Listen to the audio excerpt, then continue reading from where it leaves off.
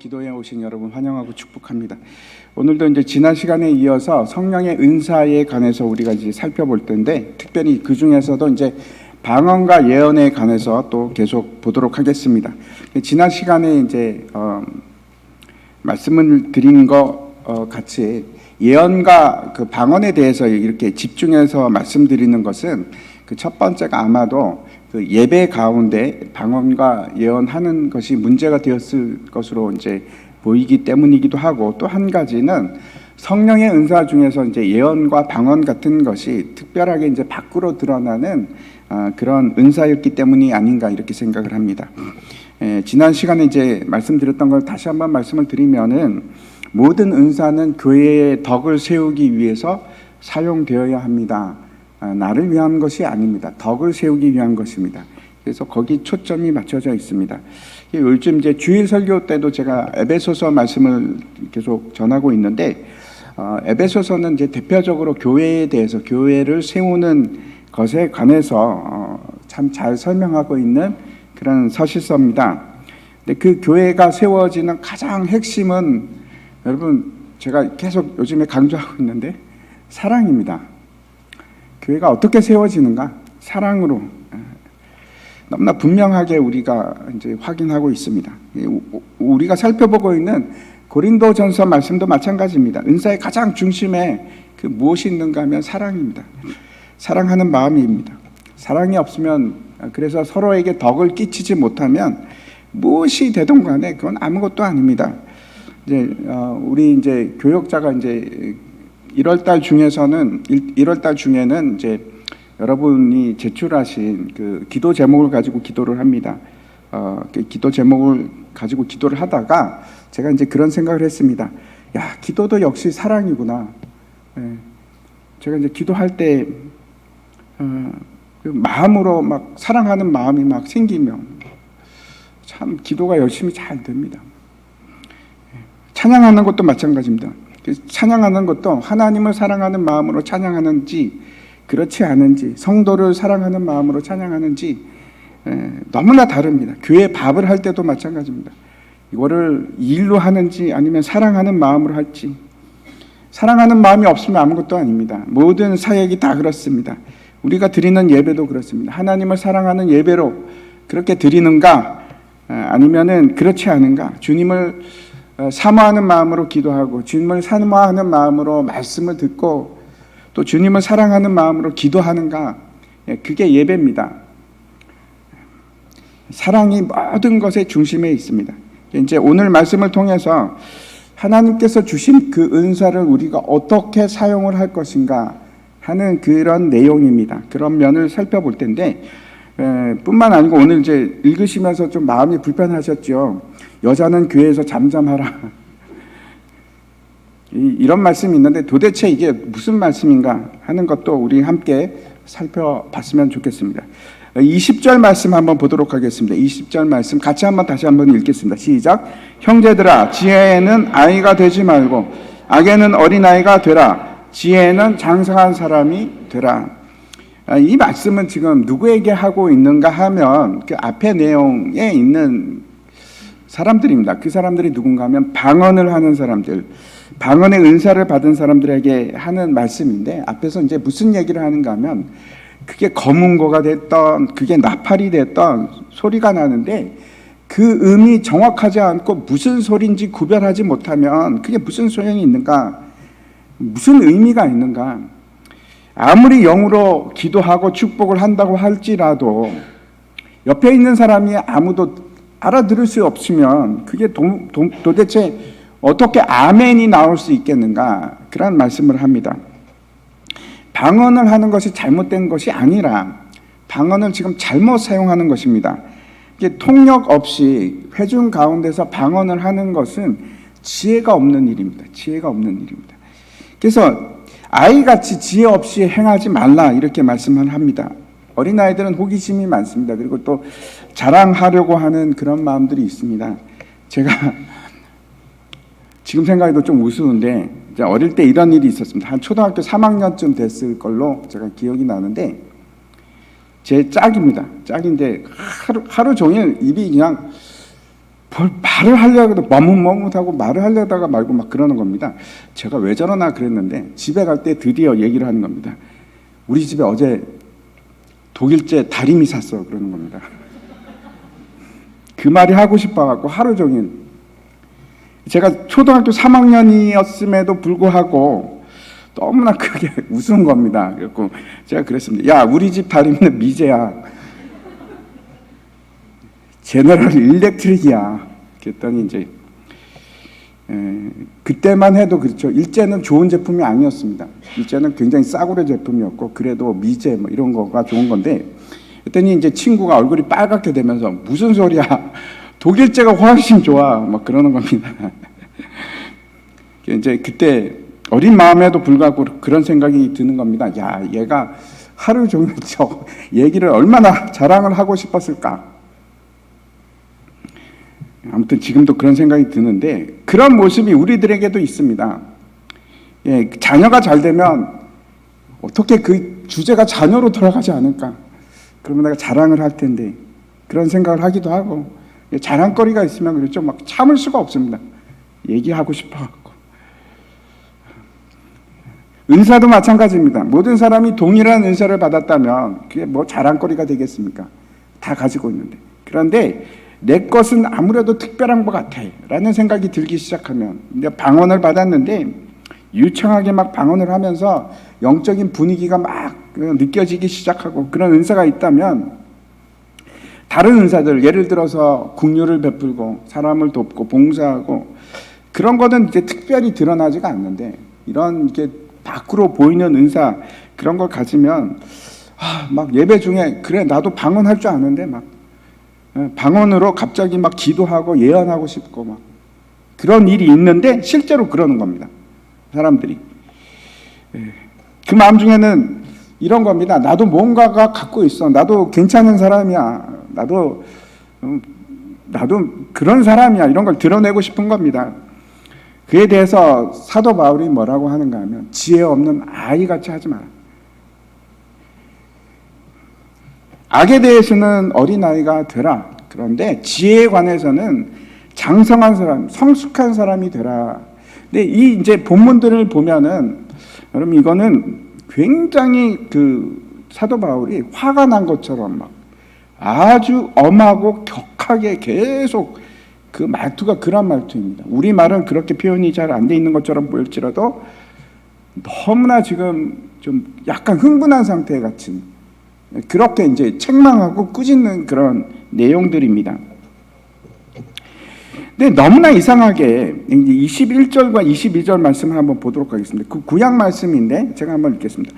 율법에 기록된 바 주께서 이르시되 내가 다른 방언을 말하는 자와 다른 입술로 이 백성에게 말할지라도 그들이 여전히 듣지 아니하리라 하였으니 그러므로 방언은 믿는 자들을 위하지 아니하고 믿지 아니하는 자들을 위한 표적이나 예언은 믿지 아니하는 자들을 위하지 않고 믿는 자들을 위함이니라. 21절과 22절 말씀을 보면 마치 이제 어떤 말씀처럼 들리십니까? 이렇게 보입니다. 방언은 믿지 않는 사람들을 위한 거니까 그리고 예언은 믿는 자들을 위해서 하는 거니까 방언은 가능하면 성도들 간에 하지 말고 믿지 않는 자들에게 해라. 뭐 이렇게 그런 말처럼 들립니다. 그런데 과연 그런 건가? 너무나 이상한 것은 23절에 보면은 또 다른 말을 하는 것처럼 전혀 반대되는 얘기를 하는 것처럼 그렇게 말씀을 합니다. 이렇게 되어 있습니다. 그러므로 온 교회가 함께 모여 다 방언으로 말하면 알지 못하는 자들이나 믿지 아니하는 자들이 들어와서 너희를 미쳤다 하지 아니하겠느냐. 이러는 겁니다. 야, 너희가 만약에 방언을 얘기하는데 믿지 않는 사람들이 들으면 뭐라고 하겠냐? 너희 다 미쳤다고 그러지 않겠느냐? 이런 말입니다. 이게 어떻게 하라고? 무슨 말을 하라고 하는 건가? 이런 생각이 듭니다. 그래서 이 말씀이 무슨 뜻인지 알기 위해서는 그 구약, 인용한 구약의 그 21절에서 인용한 내용이 어떤 말씀인가? 직접 찾아보는 것이 좀 필요합니다. 이사야서 28장에 있는 말씀인데 이런 말씀입니다. 그러므로 더듬는 입술과 다른 방언으로 그가 이 백성에게 말씀하시리라. 전에 그들에게 이르시기를 이것이 너의 안식이요 이것이 너의 상쾌함이니 너희는 곤비한 자에게 안식을 주라 하였으나 그들이 듣지 아니하였으므로. 참 성경이 어렵습니다. 저렇게 읽어도 외국어처럼 보이시죠? 그 말을 하는 겁니다. 그 말이 바로 그 말입니다. 무슨 말씀인가 하면 예루살렘에 있는 이스라엘 백성들에게 하나님께서 심판에 관한 말씀을 하십니다. 뭐라고 하는가 하면 이스라엘 백성들이 하나님 말씀에 순종하지 않습니다. 하나님께서 여러 차례에 걸쳐서 선지자들을 보냅니다. 너희가 이렇게 하면 큰일 난다. 심판을 받을 것이다. 근데 그 말씀을 들은 이스라엘 사람들이 조롱합니다. 무슨 말씀인지 알아듣지를 못하는 겁니다. 조롱하고 비웃고 무슨 소리야. 우리는 애굽이 있는데, 우리 뒤에는 애굽이 있는데 우리가 왜 망해? 아무도 하나님의 말씀에 귀 기울이지 않는 겁니다. 예루살렘에 있는 사람들이 이렇게 생각합니다. 우리는 안전하다, 안전하다. 애굽이 우리를 도울 것이다. 이렇게 되면 하나님의 말씀이 뭐가 되는가? 방언이 되는 겁니다. 못 알아듣는 말이 되는 겁니다. 아무도 듣지를 못하는 겁니다. 그냥 얘기는 하는데 저게 무슨 소리야? 나하고 상관없어. 이렇게 되는 겁니다. 그래서 하나님의 말씀을 듣는 것이 너희의 안식인데 그렇지 못하다는 겁니다. 그래서 그 하나님의 말씀이 마치 방언처럼 되어서 그래서 뭐라고 하는가 하면 여기서부터 또 참 재미있습니다. 하나님께서 아주 이걸 다시 한번 틀어서 말씀하시는데 그래 너희가 내 말을 방언처럼 취급했으니까 너희에게 진짜 방언을 주겠다. 이게 무슨 말인가 하면 아수르 사람들이 쳐들어오는 겁니다. 근데 아수르 사람들은 아수르 말을 하는 겁니다. 그래서 진짜 방언입니다. 진짜 이제 정복을 하고 이스라엘에 들어와서 아수르 사람들이 말을 하는데 방언을 하면 그것이 너에게 어떻겠느냐? 고통이지요. 아수르 사람들이 와서 하는 말이 뭐 좋은 말 하겠습니까? 악압하고 착취하고 짓누르고 그런 얘기죠. 포로로 잡아가고 뭐 좋은 말을 하겠습니까? 점령군이. 그 방언이 너에게 무슨 의미가 있느냐? 너에게 고통이지 않느냐? 그 얘기를 하시는 겁니다. 오히려 형벌입니다. 그 참 굉장히 아이러니하는 말을 하는 건데 너희가 알아들을 수 있는 말을 했더니 너희에게는 방언이 되었구나. 그러면 내가 진짜 너희에게 방언을 주마. 그것이 얼마나 너희에게 고통스러운지 알게 하리라. 이걸 누구한테 하는가? 방언을 하는 사람들에게 얘기하는 겁니다. 지난주에 이제 우리 교회에서 어린아이들 대상으로 헤브론 학교를 했습니다. 이제 캠프를 했는데 거기 돕기 위해서 도우미로 우리 청년들이 많이 수고를 하셨습니다. 참 감사한데 청년 중에 한 명이 이제 그런 얘기를 하는 겁니다. 하루 종일 영어만 듣고 영어만 얘기하니까 막 속이 이상해요. 그런 거 좀 이해하십니까? 저는 그런 경험이 많습니다. 저도 선교사였으니까 이란에 처음 갔을 때 언어를 잘 못하는데 막 초대를 하는 겁니다. 초대해서 가면 무슨 말인지 모르는데 그냥 웃으면서 듣고 있어야 되고 하루 종일 얼마나 그게 고통스러운지 모릅니다. 이해도 안 가고 마치 어떤 생각이 드는가 하면 내가 벌을 받고 있구나. 지금 듣지도 못하는 말 속에서 내가 벌을 받는 건 아닌가. 무슨 말씀인지 이해하시리라고 생각합니다. 지금 사도 바울이 하는 말이 아무 내용도 전달이 되지 않고 덕을 세우는 것도 아니고 도대체 그게 무슨 소용이 되겠느냐. 방언을 한다는 것이 너희 자랑밖에 더 됐느냐. 그건 유익이 아니라 고통이다. 그렇게 얘기하는 겁니다. 그래서 지혜 있는 자 같이 하고 어린아이처럼 하지 말라. 제발 유치하게 좀 하지 마라. 이런 말씀입니다. 앞에서 우리가 본 바와 같이 방언은 믿지 않는 자들에게는 표적이 될 수 있습니다. 오순절날 한번 생각해 보십시오. 사람들이 오순절날 성령을 받고 밖으로 막 나가서 사람들에게 막 방언을 하니까 그게 성령의 표적이 됩니다. 야, 역사가 일어나고 있구나. 하나님께서 뭔가 일하시고 있구나 하는 표적이 될 수가 있습니다. 그런데 방언은 사람이 전혀 알아들을 수 없는 말을 하면은 저거 미쳤나 보다. 야, 집단적으로 미쳤나 보다. 그러면 무슨 소용이 있겠느냐. 사람들이 미쳤다 하지 않겠느냐. 그런 말입니다. 예언도 마찬가지입니다. 예언이라는 것은 제가 다시 말씀드렸는데 앞날을 점치는 것이 아니고 내가 하나님의 말씀을 맡은 자로 하나님의 계시의 말씀을 사람들에게 선포하고 그대로 행하는 것을 예언이라고 합니다.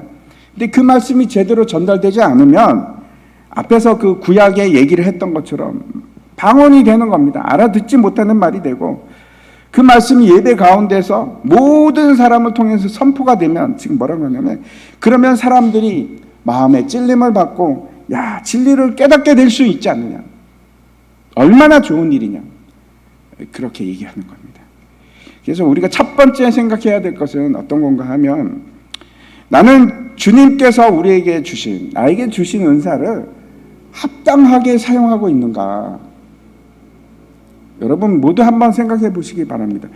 아니, 저는 은사가 없는 것 같아요. 아닙니다. 그렇지 않습니다. 하나님께서 여러분을 교회로 부르실 때는 지체로 만들었기 때문에 몸의 모든 지체는 각각의 역할이 있습니다. 없을 수가 없습니다. 반드시 있습니다. 교회로 부르셨으니까. 마태복음에 있는 달란트 비유 한번 생각해 보시기 바랍니다. 하나님께서 우리에게 값없이 주신 모든 것이 다 은사입니다. 달란트도 은사고, 구원도 은사고, 우리에게 주신 사랑도 은사고, 은혜도 은사고, 다 은사입니다. 이게 어떻게 되었든지 예수님께서는 우리에게 성령을 보내주셨고 그 성령을 통해서 반드시 다른 지체와 연결하고 다른 지체를 돕게 하기 위해서 뭔가를 주셨습니다. 뭔가 연결고리를 주신 겁니다.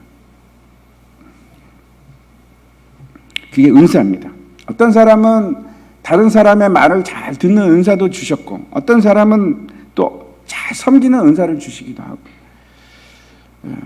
그래서 나는 아무것도 못 받은 것 같아요. 그거 없습니다. 그런 거 없습니다. 그렇지 않습니다. 우리는 다 받은 사람들입니다.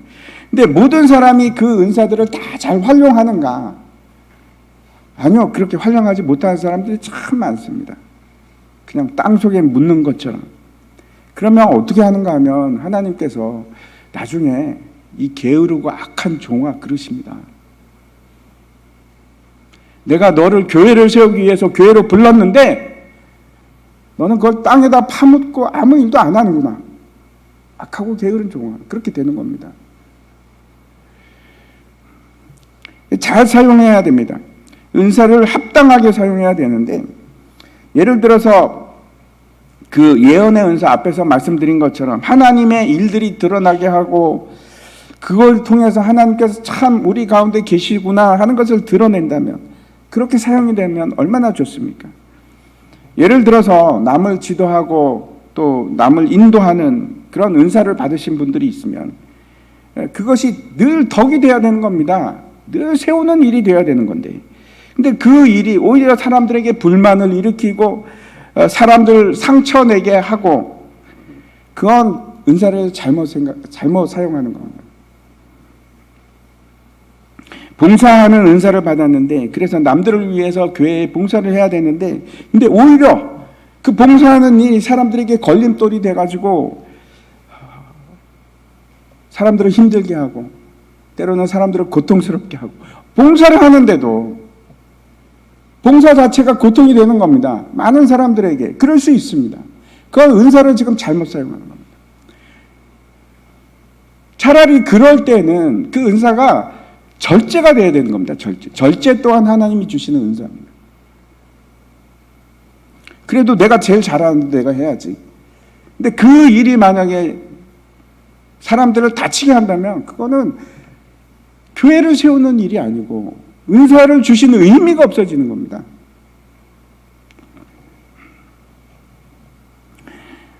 그럼에도 불구하고 우리는 늘 내 중심적이기 때문에 이런 생각을 합니다. 야, 내가 문제가 아니고 저 사람이 문제지, 저 집사님이 문제지, 내가 문제가 아니야. 이렇게 생각할 수 있는 겁니다. 여전히 내 중심적이 되어서. 물론 맞습니다. 그분의 문제일 수도 있지만 동시에 나의 문제입니다. 나의 문제입니다. 그래서 나는 은사를 잘 사용하고 있는가? 어떻게 해야지 잘 사용하는가? 생각해 보시기 바랍니다. 은사는 그렇죠. 활용하셔야 됩니다. 활용하셔야 되는데 잘 사용하셔야 됩니다. 잊지 마시기 바랍니다. 은사를 사용한다는 것은 늘 기준이 다른 사람에게 있습니다. 내 실력을 발휘하고 내 재능을 뽐내고 그런 데 있질 않는 겁니다. 내 재능을 자랑하고 그건 도덕 아니고 목적은 늘 똑같습니다. 다른 사람을 세우는 데 있습니다. 방해가 된다면, 그걸 지금 내가 은사를 사용하는데 그게 다른 사람을 세우는데 방해가 된다면, 덕이 되지 않는다면, 오히려 고통이 된다면 그거 중지하셔야 되는 거예요. 그 절제를 하셔야 되고, 절제 역시 성령의 은사 중에 하나입니다. 그렇죠? 열매 중에 하나입니다. 오래 참는 것도 성령의 열매 중에 하나고, 은사를 사용하실 때 거기에다가 뭘 치는가 하면 듬뿍 사랑을 계속해서 양념 뿌리듯이 막 듬뿍 사랑을 넣으셔야 됩니다. 그래서 덕을 세우셔야 됩니다. 그게 교회를 세우는 일입니다. 두 번째, 우리가 어떻게 은사를 사용할 것인가, 26절 말씀 한번 보도록 하겠습니다. 같이 한번 읽겠습니다. 시작. 그런즉 형제들아 어찌할까? 너희가 모일 때에 각각 창송시도 있으며 가르치는 말씀도 있으며 계시도 있으며 방언도 있으며 통역함도 있나니 모든 것을 덕을 세우기 위하여 하라. 여기 보면 어떤 사람은 찬송시를 하기도 하고 찬송가를 부르기도 하고, 어떤 사람은 가르치는 일도 하고, 어떤 사람은 하나님으로 받은 말씀을 선포하기도 하고, 또 어떤 사람은 방언을 하기도 하고, 또 어떤 사람은 통역도 하고. 그래서 모든 사람이, 그러면 지금 예배입니다. 그렇죠? 지금 분명히 저 일은 예배에 관한 얘기입니다. 모일 때라고 되어 있으니까 예배를 드리면은, 그러면 모든 사람이 저런 은사를 다 드러내는가? 그렇지는 않습니다. 다 기회가 주어지는가? 아니요, 그렇지도 않습니다. 기도하는 사람이 다 기도하는 것도 아니고, 그렇죠? 노래하는 사람이 다 노래하는 것도 아니고, 아마도 많은 사람은 저 순서에 들어가 있지 않았을 겁니다. 대부분의 많은 사람들은 그냥 일반 회중 중에 가운데 있었을 것으로 생각을 합니다. 그런데 이 모든 것의 이유가 뭐라고 하는가? 덕을 세우기 위하여 하라. 덕을 세우기 위함이다. 그렇게 얘기를 합니다.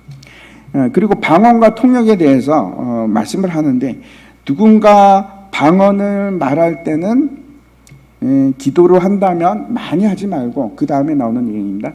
두세 사람만 하라. 그리고 한 사람은 반드시 통역을 하는 것이 좋겠다. 왜 그런지 앞에서 말씀을 드렸죠. 무슨 뜻이지 알지도 못하면 그게 무슨 소용이 있겠는가. 만약에 통역하는 사람이 없으면 뭐라고 하는가 하면 잠잠하라, 하지 마라, 그렇게 말씀을 합니다. 그리고 하나님과 자기 사이에만 말하라. 또 예언하는 자가 있으면은 이것도 너무 많이 말하지 말고 예배 드릴 때 딱 두세 사람만 하라, 이렇게 말씀합니다. 그리고 또 이제 첨언해서 하는 말씀이 그것이 하나님으로부터 왔는지 반드시 분별하라, 그렇게 말씀을 하고 있습니다. 예언이 가치가 있고, 그 예언도 또 가치가 있음에도 불구하고 남용이 되거나 아니면은 이게 분별이 되지 않으면 안 됩니다. 그래서 우리 중에서도 어떤 사람이 예언을 할 수 있습니다. 예언이라는 것 다시 말씀드립니다. 하나님의 말씀을, 계시의 말씀을 선포하는 겁니다. 근데 그 말이 진짜 하나님으로부터 온 것인지 어떻게 분별을 할 것인가, 몇 가지 아주 중요한 점들이 있습니다. 첫 번째는 예언을 누가 하면, 하나님의 계시의 말씀을 하면 이것이 하나님을 영화롭게 하는 것인가, 이게 첫 번째입니다. 이게 사람을 영화롭게 하는 것인가, 하나님을 영화롭게 하는 건가. 하나님을 영화롭게 해야 됩니다. 예언은 그런 겁니다. 두 번째는 이 말씀이 성경과 조화를 이루는가. 성경과 전혀 안 맞다, 그럼 가짜입니다. 그렇죠? 이건 하나님으로부터 온 것이 아닙니다. 세 번째 아주 중요한 것이 있습니다. 이게 교회의 덕을 세우는 일인가, 아니면 사람의 덕을 세우는 건가. 교회의 덕을 세워야 됩니다. 그 다음에 네 번째는 이 예언을 하는 사람이, 하나님의 말씀을 선포하는 사람이 사랑으로 하고 있는가. 사랑으로 하고 있지 않다면 이거는 하나님으로부터 온 것이 아닐 수 있습니다. 마지막 다섯 번째는 이 사람이 성령의 열매를 맺고 있는 사람인가? 그것이 아주 중요한 판단 기준이 됩니다. 보통 사는데 이 사람이 자기 마음대로 멋대로 그렇게 세상 속에서 살아가는 사람이, 그 사람이 예언을 하면 그게 하나님으로부터 온 예언일까요? 하나님의 말씀일까요? 그럴 리가 없습니다. 사람을 볼 때 성령의 열매로 판단하셔야 됩니다. 열매를 보면은 그 나무가 무엇인지 우리가 알 수 있습니다.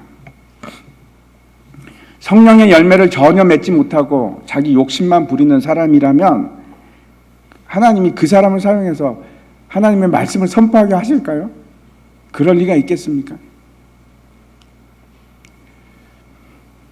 오늘날도 마찬가지입니다. 그런 일은 없습니다. 하나님께서는 누구를 통해서 말씀을 선포하게 하십니까? 하나님의 사람을 통해서 선포하게 하십니다. 기억하시기 바랍니다.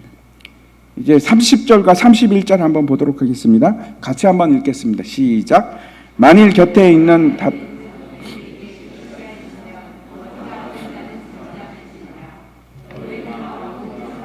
배우게 하고 모든 사람으로 권면을 받게 하기 위하여 하나씩 예언할 수 있느니라.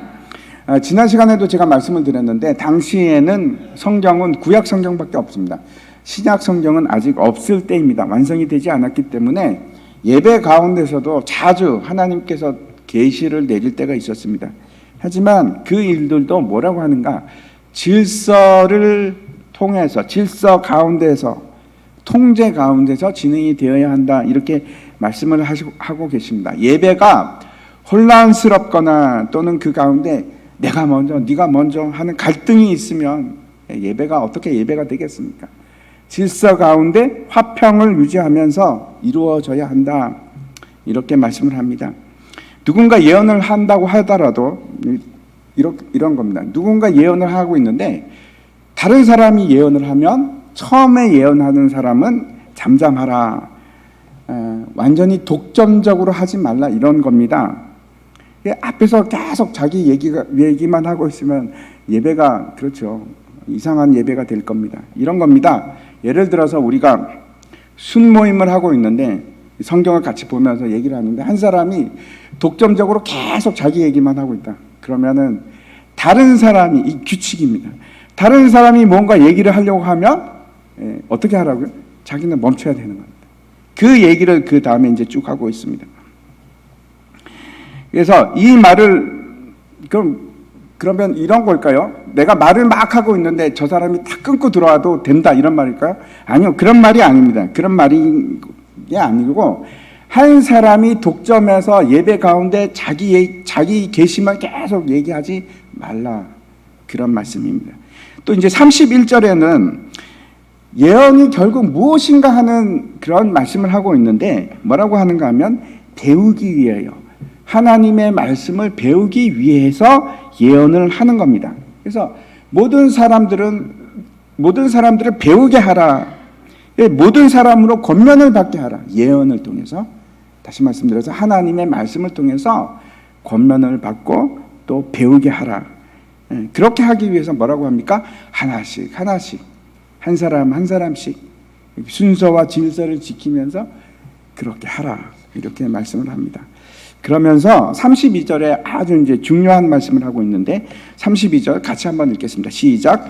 예언하는 자들의 영은 예언하는 자들에게 제재를 받나니. 이게 무슨 말인가 하면 예언을 한다는 것은 결국 누구를 통해서 하는 겁니까? 성령 하나님을 통해서 하는 겁니다. 성령께서 계시의 말씀을 주셨기 때문에 예언을 하는 겁니다.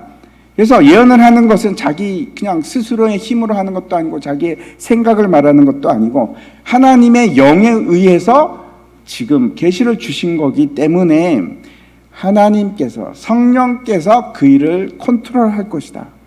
그거를 자제케 하고 하나님께서 그것을 전혀 무질서하거나 어지럽지 않게끔 운행하실 것이다, 그런 말씀입니다. 당연히 질서의 하나님께서 그렇게 하실 것이다. 절제하게 하시고 조절하게 하시고. 그래서 이렇게 생각할 수 있습니다. 이분이 막 예언이라고 하는데 전혀 절제하지도 않고 자기 하고 싶은 말 혼자서 예배 시간에 다 한다. 그러면 이것으로부터 지금 알 수 있는 거, 이분은 지금 성령의 제어를 받지 않고 있구나, 이렇게 생각할 수 있습니다. 그러면서 이제 33절 전반부 이런 말씀을 하시는 겁니다. 하나님은 무질서의 하나님이 아니시오 오직 화평의 하나님이시니라. 진짜 성령께서 행하시면 그 예언은 분명히 질서 가운데 이루어질 것이다. 왜? 하나님은 질서의 하나님이시니까. 하나님은 화평케 하시는 하나님이시니까. 어지러움의 하나님이 아니시다. 그렇게 얘기합니다. 그래서 이 고린도 교회에서 일어나고 있는 무질서한 예배, 막 예배 가운데 여기저기서 막 예언을 하고 방언을 하고 막 그런 것을 하나님께서 기뻐하지 않으신다. 하나님께서 원하시는 것도 아니다. 그렇게 지금 말씀하고 있는 거예요. 그냥 무질서고 그냥 분쟁이다. 굉장히 지금 격한 어조로 지금 이 얘기를 하고 있습니다. 다시 한번 제가 말씀드립니다. 우리가 은사를 받은 것은 이유는 교회의 덕을 세우기 위해서. 그래서 무질서하게 하고 혼란스럽게 하는 것이 아니고 질서 가운데 해야 됩니다. 내가 아무리 잘하고 싶다고 할지라도 내가 계속 하고 싶다고 할지라도 질서를 따라서 평화를 위해서 화평케 하기 위해서 내가 안 할 수 있는 겁니다. 내 속에 그런 것들이 꽉 차 있다고 할지라도 질서를 위해서라면, 예배 화평케 되기 위해서라면, 교회의 평화를 위해서라면 내가 침묵할 수 있는 겁니다. 내가 절제하고. 늘 생각해야 되는 것이 이겁니다. 나는 질서 있게 은사를 사용하고 있는가? 내가 전체의 유익을 주고 있는가? 참 어려운 겁니다. 그래서 교회를 이루어 간다는 것은 너무나 어려운 겁니다. 이제 3년이 넘고 이제 4년째 제가 이제 담임 목회를 하고 있는데 점점 이제 드러나는 것이, 참 사람과 사람 간의 조화를 이룬다는 것이 이렇게 힘든 일이구나. 정말 어렵구나. 그런 생각을 참 많이 합니다. 모두가 왜 이렇게 개성이 강할까? 저도 강하거든요. 그래서 이거를 자기를 절제하고 죽이고 오래 참고 모든 걸 다 사랑으로 덮고 내세우지 않고, 이게 얼마나 힘든 일인가. 그렇게 되는 게 진짜 좋은 교회가 되는 겁니다. 교회가 막 크고 막 그런 게 좋은 교회고, 진짜 세워지는 교회가 아니고 성숙한 사람들이 많아지는 거. 소망교회에서 성숙한 사람들이 많아서 어떤 사람들이 와도 다 포용이 되고 받아들여지고 감당이 되고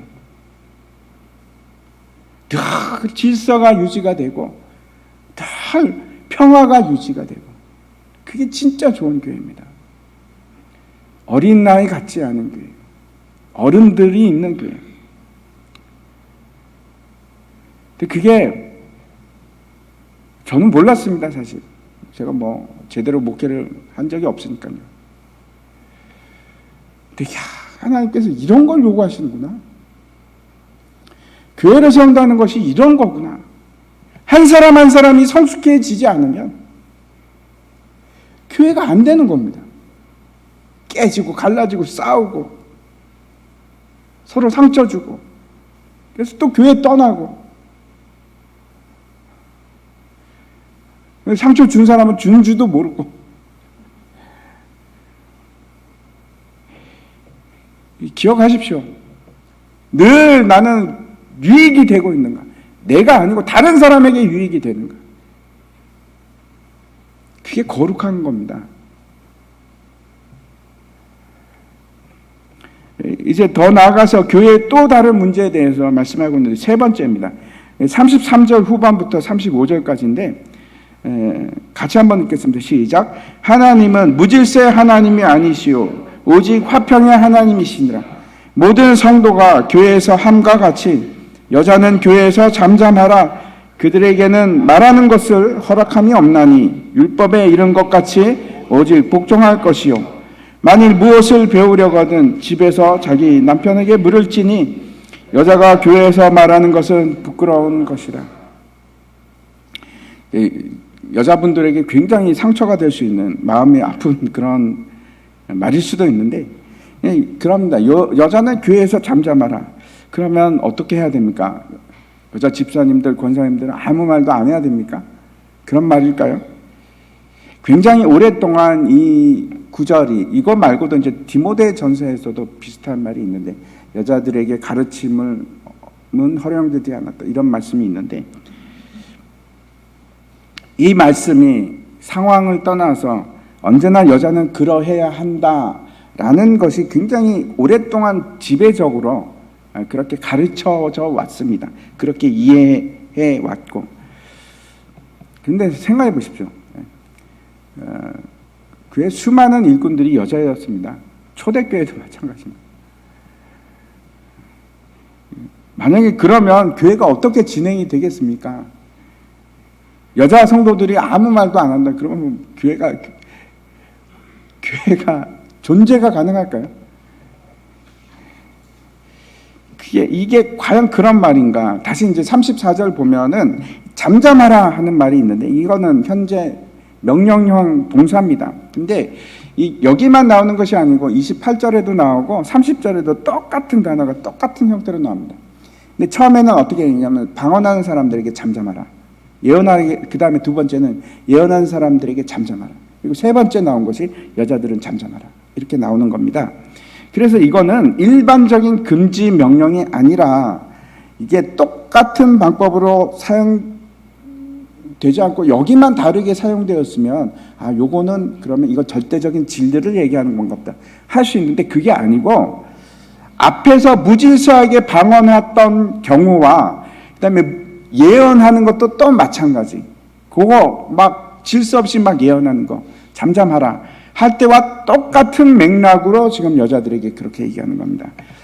다시 말씀드려서 이거는 말하지 말라는 것이 아니고, 제발 그 고린도 교회에서 여자들이 지금 예배 가운데 막 소란스럽게 떠들고 있는데 제발 좀 그러지 말라는 겁니다. 이런 일이 굉장히 자주 있었던 것 같습니다.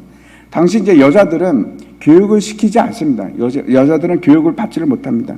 근데 이제 예배 가운데 그러는 겁니다. 남편한테 여보 좀 저게 무슨 말이야? 이게 막 질문을 하기도 하고, 그 다음에 떠들기도 하고 서로 얘기하기도 하고 하면서 예배를 굉장히 소란스럽게 했던 것 같습니다.